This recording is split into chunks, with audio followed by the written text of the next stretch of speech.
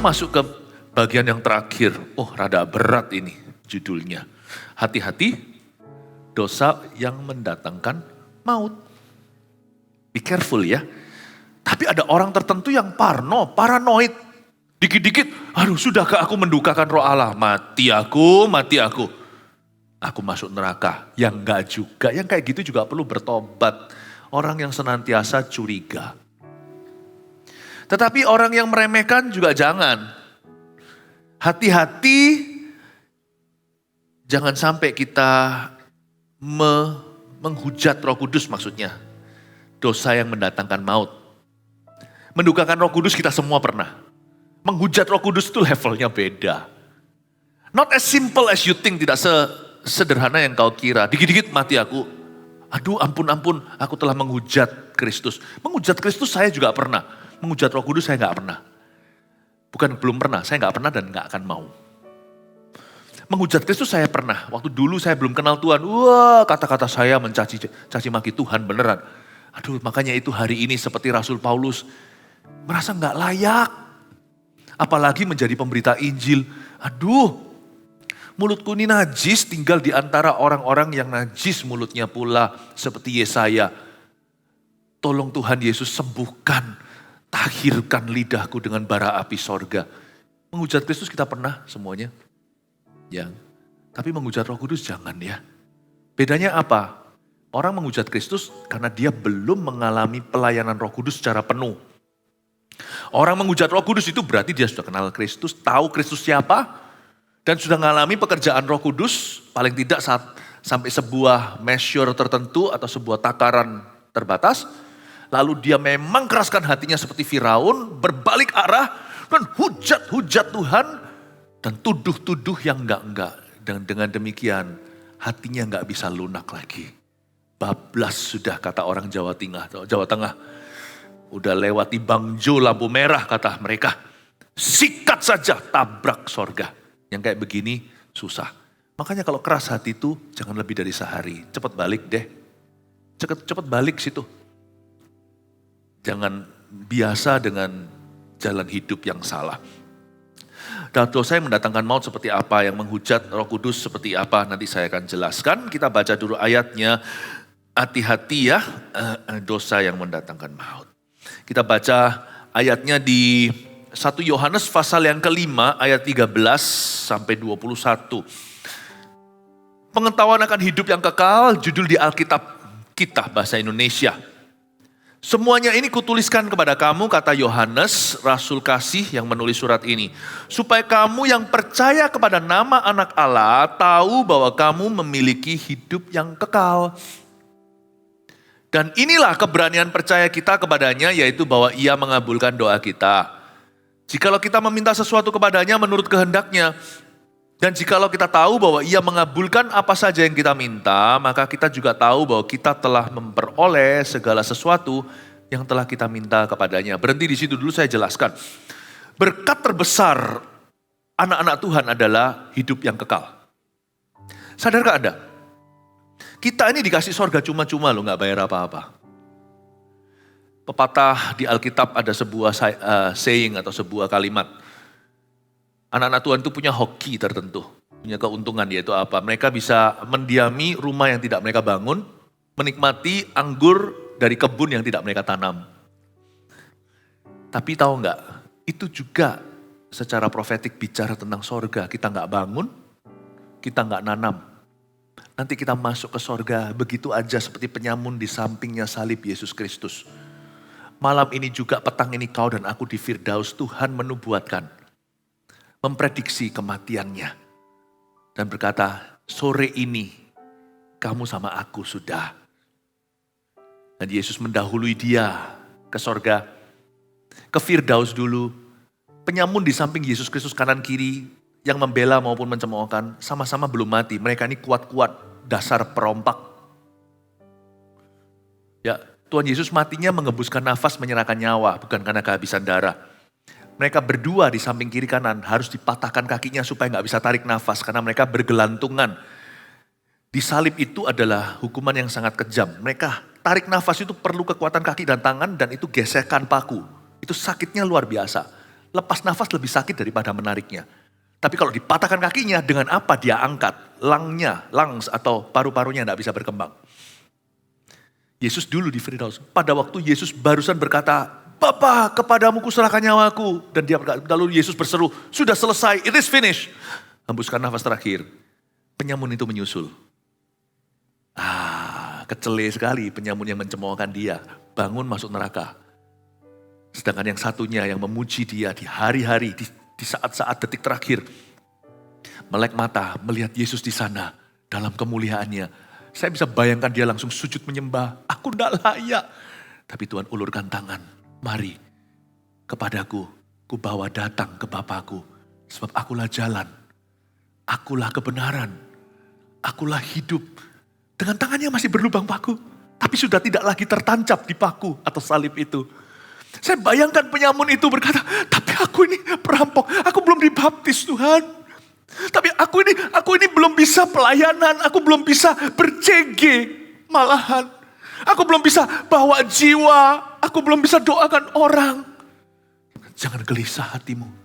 Yohanes 14 kan, sebab waktu Yesus mengajarkan perkataan-perkataan ini, penyamun itu masih suka merampok dan juga suka mencuri, membunuh, bobol rumah orang. Jadi dia gak ada di kerumunan yang mendengarkan firman Yesus ketika Yesus memecahkan roti. Ketika Yesus mengajar, mengutuk pohon ara. Dia gak ada di sana. Dia masih asik-asiknya menggeluti kriminalitas kehidupan kejahatan. Yesus ulangi mungkin. Ini yang dibayangkan, gak ada di Alkitab ini. Saya kalau baca Alkitab itu visual. Visual di hati, saya suka imajinasi. Mungkinkah Yesus berkata, jangan gelisah. Tegakkan kepalamu, lihat aku.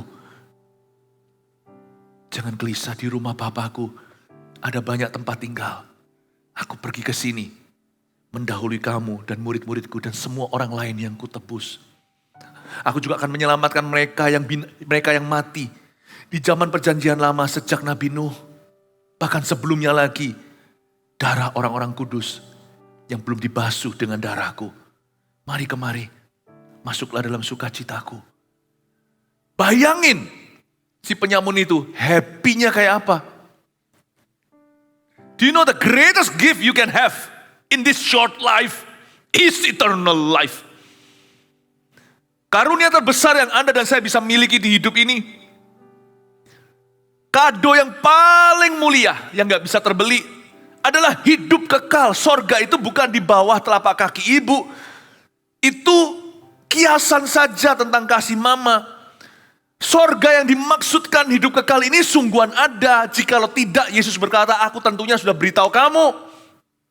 Di rumah Bapakku ada banyak tempat tinggal. Itu bahasa Yunaninya, tentunya bahasa Inggrisnya juga ngomong begitu. In my father's house there are many mansions, not houses. Bukan rumah, tapi mansions. It's true, makanya itu anak-anak Tuhan kalau ada siapa, saudara, teman, rekan, apalagi keluarga sendiri kalau sudah meninggal, asal dalam Kristus loh, ya itu keuntungan. Memang kita ditinggalkan merugi karena kita kangen sekali. Kita juga kehilangan, tetapi jangan sedihnya kayak orang gak punya pengharapan. Di dalam Tuhan yang berkabung, jangan gores-gores tubuhnya seperti penyembah Baal. Seperti orang-orang yang gak ngerti surga itu ada. You know, suatu hari kita akan reuni dengan mereka yang mendahului kita. And if a Christian must die, kalau kita mati, asal kita gak mati dalam dosa kita, jangan takut. Saya gak bisa buktikan, saya sendiri belum mengalami masa itu. Tapi when it's my turn, I hope, kalau itu adalah giliran saya harapkan, I will face death boldly in the face. I hope, saya harap, kalau saya matinya tenang, atau matinya sakit kayak, atau mati apa, gak tahu. I hope, saya tidak akan coward, saya tidak akan menjadi seorang pecundang. Saya harap saya akan bisa melihat kematian dengan lapang dada, dengan mulut, dan wajah yang tersenyum ke hadapan Allah dan berkata, receive my spirit, terimalah. Tahu nggak, orang Kristen yang lahir baru itu yang punya satu-satunya di dunia yang punya hak itu. Kalau kita ditinggal meninggal oleh seseorang yang kita cintai, kalau dia di luar Tuhan, wah itu musibah. Tapi kalau di dalam Tuhan, janganlah bergabung seperti tidak ada pengharapan. Please, siapa tahu di sini ada yang sedang berduka. Dan kalau itu giliran kita, let's get ready. Cepat lambat kita semua satu persatu akan mati. Hari ini di gereja saya kasih bocoran dulu. Semua Anda suatu hari akan mati. Nggak usah diamini, itu akan terjadi. Might as well kita persiapan. Buat apa punya religion sih? Buat apa punya agama kalau semuanya hanyalah perbuatan baik, amal sosial? No, I want eternal life. Kalau saya cuma cari agama apapun ngajarkan kebaikan. Kalau saya cari keselamatan, mau nggak mau saya akan ketemu Yesus. Mau nggak mau hanya Yesus. Only Jesus. Do you know that eternal life is real? Kehidupan kekal itu nyata dan kehidupan kekal itu ada, sorga itu nyata. Bahwa itu adalah kado karunia terbesar. Jadi jangan terlalu mengeluh kalau kita kehilangan satu dua. Ada orang kehilangan lengan, ada orang kehilangan bisnisnya, ada orang kehilangan teman. Udahlah. Di dalam kacamata sudut pandang kekekalan, itu gak seberapa kehilangan asal Anda tetap setia sampai pada akhirnya. Amin Bapak Ibu. Bucket list ada orang tertentu yang pokoknya memberhalakan satu dua hal. Aku pokoknya harus. Kalau perlu bercerai gara-gara itu. Kalau perlu berantem sama orang lain. Kalau perlu mencuri. Apa sih bucket list kalau kita sudah punya sorga? Semuanya itu pale atau semuanya itu pucat dibanding kehidupan kekal. Terus terang ya. Saya itu punya bucket list. Bucket list itu apa sih? Wish list. Make a wish setiap tahun. Ya. Tahu nggak? Tambah tua tambah banyak wishnya. Setiap tahun kan tiup lilin, make a wish. Wish list atau daftar keinginanmu gak terpenuhi. Terus terang, Anda gak sendiri. Saya juga punya banyak daftar keinginan tidak terpenuhkan. Pengen itu, pengen ini, pengen jalan-jalan dunia, pengen gak bisa semua. Apalagi sekarang gara-gara siapa? Gara-gara Anda. Kalau gak kan weekend ini saya sudah jalan-jalan. Gak ada salahnya ngalah perkara-perkara fana. Kalau itu nilai tukernya lebih mahal. Paham maksud saya? Karena apapun yang kita miliki di hidup ini, waktu kita itu semua akan mengalami depresiasi. Akan mengalami inflasi, depresiasi terutama. Jadi kalau saya punya uang segini, saya tukarkan sesuatu yang nilainya kekal. Wah saya mau. Kalau waktu sementara saya termasuk mengorbankan wishlist atau keinginanku untuk sesuatu yang nilainya kekal. Menyelamatkan seseorang, melayani, berada di CG. Mengajak seseorang untuk kenal Tuhan, mendoakan, saya mau tukarkan harta duniawi untuk perkara-perkara sorga. Makanya ada satu perumpamaan Yesus bagus sekali. Hal kerajaan sorga seperti seseorang yang menemukan harta di sebuah bidang tanah. Harta terpendam, hidden treasure. Lalu dia jual semua yang dia miliki untuk beli tanah itu demi dapat hartanya. Kadang-kadang kita jual waktu kita. Padahal itu berharga, itu berarti saya gak bisa itu, gak bisa ini. Tapi gara-gara apa? Gara-gara teman itu butuh didoakan. Wishlistku hangus. Karena masa muda aku pakai untuk melayani Tuhan. Saya pulang dari Jakarta ini nanti langsung akan khotbah ke anak-anak muda. Army of God Conference. Yel-yelnya gini. Anak-anak muda yang mendirikan gereja. Sangat gak menjual. Tahu gak? Kalau Anda mau menjual, kasih DJ. Mau menjual untuk anak-anak muda supaya datang ke gereja. Kasih yang fun-fun, lempar-lemparan apple pie kayak atau apa. Ya, sawat-sawatan pizza gitu ya. Mestinya gitu, semprot-semprotan kecap. Ini semua anak muda suruh datang ke sini nanti. Saya akan ajari, menikah memang karena cinta. Menikah memang karena cinta. Tapi menikah harus demi misi. Nanti bayangin mereka akan diajari begitu. Memang karena cinta, tapi demi misi. Anak-anak yang dituntut untuk memberi diri. Untuk mendirikan gereja-gereja setelah mereka lulus. Gak menjual, tapi ternyata tiketnya habis. Oh haleluya, kasih tepuk tangan untuk Tuhan. Orang-orang muda ini penuhi kekekalan, kalau ada Roh Kudus itu roh yang kekal. Mereka akan bisa melihat value of eternity. Nilai kekekalan itu tak bisa dibandingkan dengan even our youth. Masa muda saya itu hangus. Karena siapa? Karena Pastor Fuji.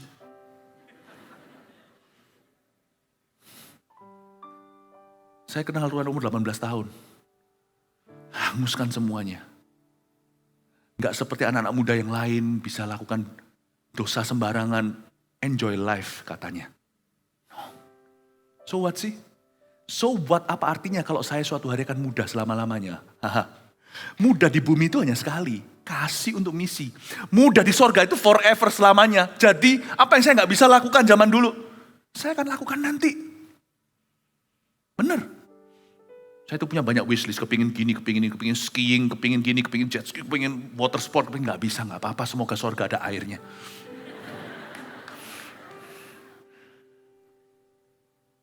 Buat apa kita di gereja kalau pikiran kita kecentok hanya di dunia ini? Go out and party.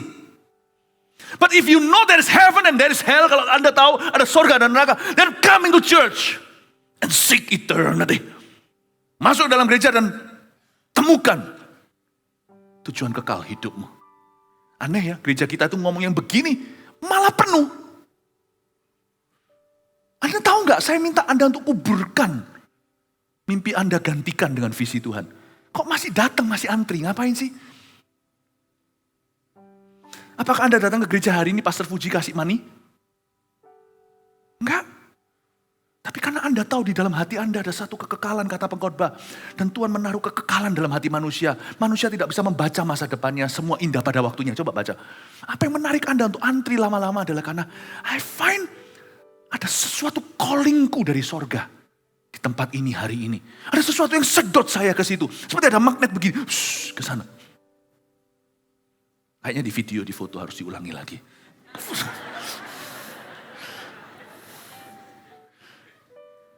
That's why you are here. Let me put into words, biarkan saya taruh dalam kalimat yang bisa Anda bawa pulang dan mengerti. Why you are here. Karena Anda mencari sesuatu yang kekal. Anda muak dan kesal dengan apa yang sifatnya monoton di luar hanya begitu-begitu. Aku mau sesuatu yang lebih tinggi. Karena di dalam diri Anda ada roh yang berseru dan berkata, there must be something more. Pasti ada sesuatu yang lebih dari ini. Amin Bapak Ibu Saudara. Siapa haus lapar akan Tuhan? Kasih tepuk tangan untuk Tuhan. Setan tahu, nah celakanya ini. Makanya setan itu pencuri, pembunuh, pembinasa. Makanya setan itu memastikan, tahu nggak ada orang yang sakit karena setan, ditengking-tengking segala atau kelepasan. Tapi misi setan terbesar bukanlah memberimu penyakit atau membangkrutkan usahamu atau membuat amburadul porak-poranda rumah tangga, bukan. Goal akhir agendamu takhirnya adalah kalau bisa Anda binasa. Karena dia tahu bahwa dia akan binasa. Setan itu menuju maut. Setan tidak bisa mati atau meninggal dunia. Kita tidak bisa bunuh roh jahat, tidak bisa. Mereka kekal. Tapi mereka itu maut nanti tujuannya. Karena dia tahu bahwa dia nggak bisa apa-apa. Waktunya singkat dan dipersingkat oleh Tuhan. Dia mau bawa orang sebanyak-banyaknya. Kalau mau Anda tahu sifat setan seperti apa, lihat berita. Di sini terjadi penembakan. Dia yang stres loh, mau mati kok ngajak-ngajak orang. Dor. Itu sifat setan. Orang kalau kesurupan itu begitu. Kok enak, gua pergi sendiri. Saya bawa kamu. Setan itu akan bawa sebanyak mungkin orang. Makanya dia paling benci gereja yang memberitakan keselamatan. Dan gak berhenti sampai selamat. Mengelola talenta. Talenta dalam hal ini bukan uang atau waktu, tapi manusia, aset Tuhan termahal.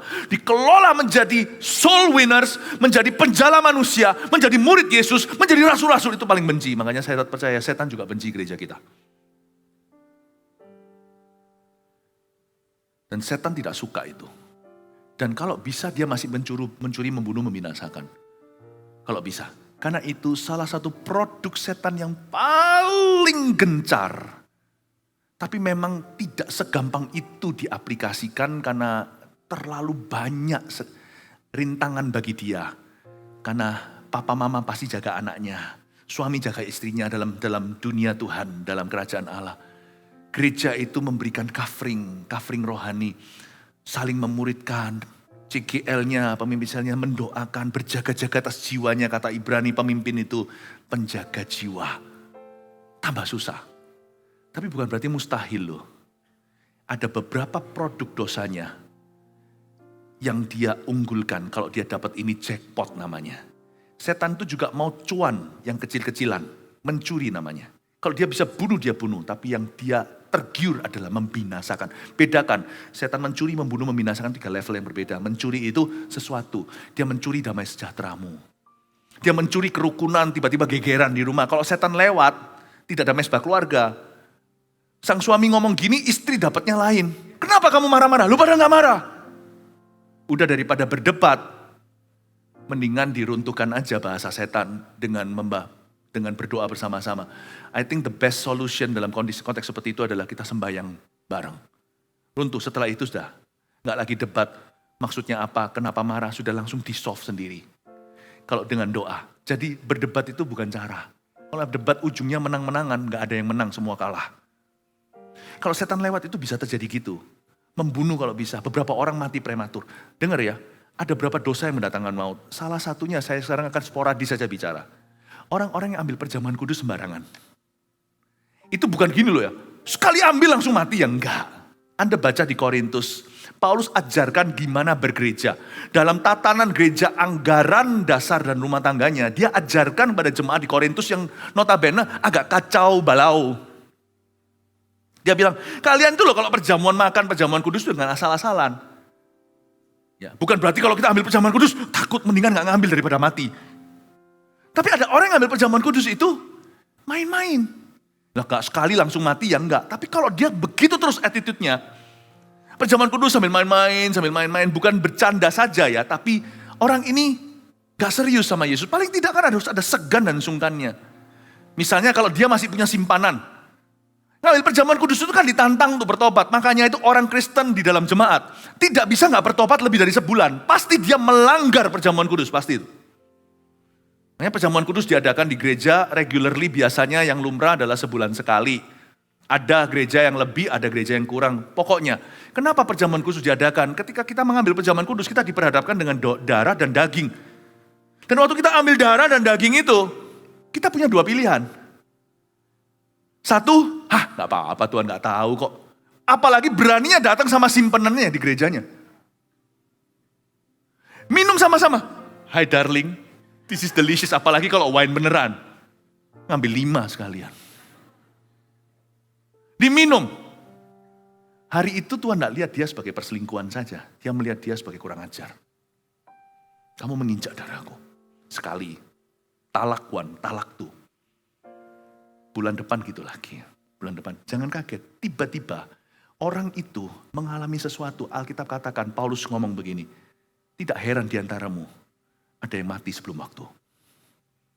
Salah satu bentuk dosa mendatangkan maut adalah kurang ajar sama Tuhan dalam hadiratnya. Seperti setan yang jatuh dalam hadirat Allah. Kalau saya, ini juga gak bagus ya.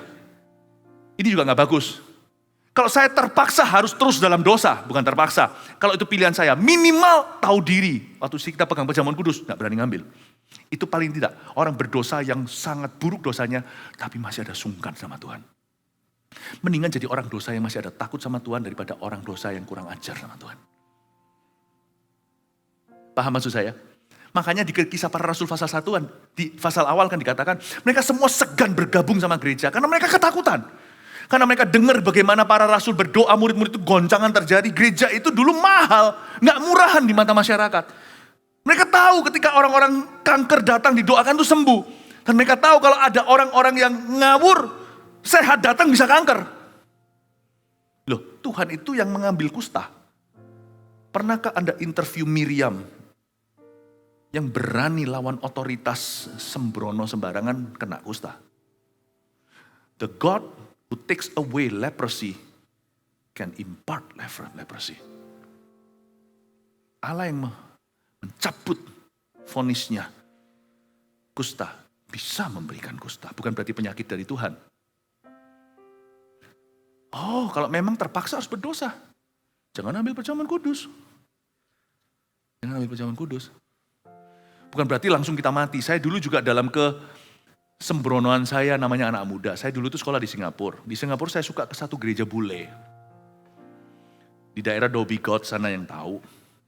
Saya paling suka, karena di Singapura dulu kan strict. Jadi saya dulu itu kalau mau minum alkohol gak bisa, saya umur 16. Saya di Singapura, ya udah kira-kira lah ya. Ya 16, umur 16 tahun. Nggak bisa, underage. Jadi kalau saya mau minum alkohol, saya pergi ke gereja itu. Saya tahu minggu ketiga atau minggu keberapa dia perjamuan kudus itu wine-nya beneran. Saya ambil berapa? Ambil lagi. Berapa? Enak. Nggak mati tuh? Ya dalam kasih karunia Allah saya despair atau saya difuri sama Tuhan. Tapi kalau sekarang saya ngawur, pengetahuan saya telah bertambah, cari mati apa? Paham ini Bapak Ibu Saudara? Be very careful. Perjamuan kudus itu merayakan tubuh dan darah dan mendeklarasikan bahwa we are a church that honors you. Kita gereja yang menghormatimu. Tapi jangan sampai habis ini, kalau perjamuan kudus langsung gereja sepi. Pada ketakutan semua. Nanti megang perjamuan sambil gemetaran. Mati aku, nanti aku mati muda. Enggak juga. Tapi mengajari kepada kita bahwa kita itu sama Tuhan harus ada rasa segan. Kalau memang belum siap untuk bertobat ya, paling tidak jangan menginjak darah. Paham maksud saya Bapak Ibu? Dosa mendatangkan maut, tapi lebih celaka itu yang binasa. Mencuri, membunuh. Mungkin orang itu bisa mati, tapi orang itu, ya mungkinkah dia tetap masuk surga? Mungkin saja. Setelah dia begitu, mungkin masuk surga dijitak malaikat sedikit. Kamu ini loh. Iya, tapi tetap diterima Tuhan. Tapi yang ketiga ini sudah yang membinasakan. Iblis sedang mencuri, membunuh, membinasakan. Yang membinasakan ini yang agak bahaya. Yang membinasakan ini nggak ada obatnya. Ini bukan bicara tentang mati yang mendatangkan kematian di bumi saja. Tapi ini maut yang so pasti masuk neraka. Ini so pasti masuk neraka. Saya kasih contoh aja, simple-simple ya. Yesus kan dibangkitkan, betul ya? Anda tahu nggak? Ada dua tipe orang penghujat Roh Kudus. Meskipun kata menghujat Roh Kudus ini Tuhan Yesus sudah berikan kepada orang Farisi ahli Taurat yang menyebut dia itu punya Belzebul. Atau dengan pangeran setan, dengan raja setan dia mengusir setan.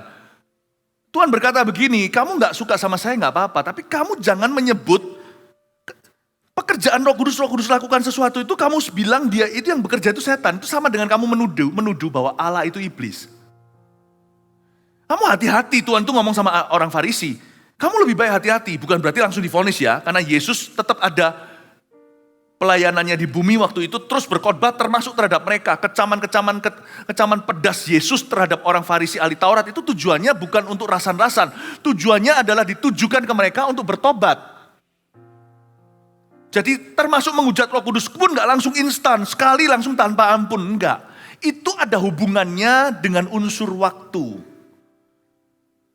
Seperti Firaun itu loh. Tambah lama tambah susah tobatnya. Jadi Tuhan itu bukannya orang yang gak kenaan. Sekali aja sudah. Enggak loh, Yesus itu diolok-olok. Bukan lebih tepatnya difitnah, lebih tepatnya juga Yesus itu dilabel. Bahwa yang dia lakukan itu dia pakai roh setan. Pakai roh najis. Padahal itu Roh Kudus. Itu pun Yesus gak langsung skakmat berkata bye-bye lu. Yesus masih terus mengajari mereka, itu berarti masih ada kesempatan. Tetap loh ya, saya gak percaya menghujat Roh Kudus bisa sekali langsung gitu, enggak. Tapi ada seperti Firaunnya. Hatinya mengeraskan sampai titik di mana gak usah dibantu, hati itu tambah keras sendiri. Nah itu sudah bahaya, itu sudah autopilot. Nah, Yesus ngomong apa? Bagaimana mungkin kerajaan itu terpisah-pisah? Kalau memang begitu keadaannya, tentunya kerajaan setan sudah gak ada di dunia. Sudah gak ada pencobaan. Mana mungkin sih? Kalau kita mau kalahkan rampok rumah orang kan orang kuatnya harus diikat. Yesus begitu kan? Yesus berkata barang siapa menghujat anak manusia. Tuhan Yesus referensi mengacu pada dirinya sendiri. Masih bisa diampuni just because you do not understand me enough. I can understand that. I give you time. Kalau kamu tidak terlalu paham sama aku, kasih waktu. Tak kenal maka tak sayang kan. Tapi kalau kamu sudah menyelidiki, sudah survei dan riset pekerjaanku, pelayanan dan buahnya, dan kamu masih sebut itu roh setan, yang kamu hujat bukan anak manusia, tapi Roh Kudus yang beroperasi dan bekerja. Barang siapa menghujat Roh Kudus, tiada ampun bagi dia melakukan dosa yang kekal. I want to see Jesus face to face.